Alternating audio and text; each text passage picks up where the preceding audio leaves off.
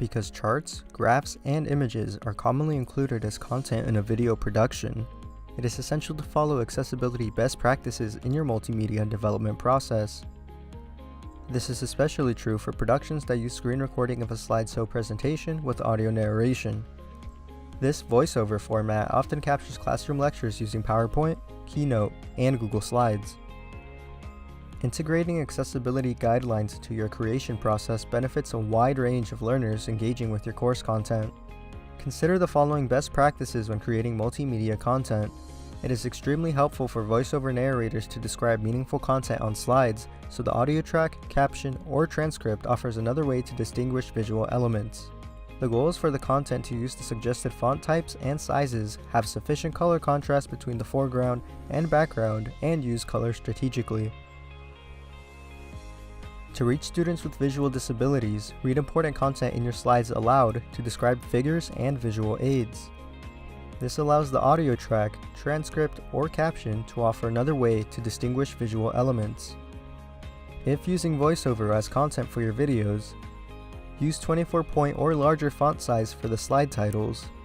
Use at least 18-point size font or larger for the slide content.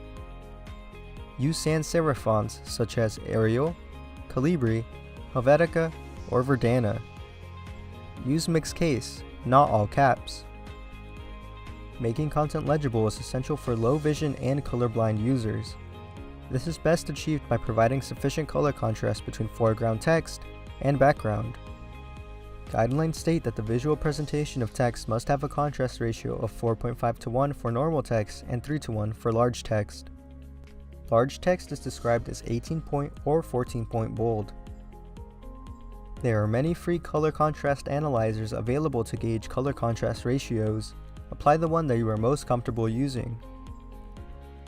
Color should not be used as the only way to convey meaning, prompt a response, or distinguish a visual element because it can make content inaccessible to blind, low vision, and colorblind learners.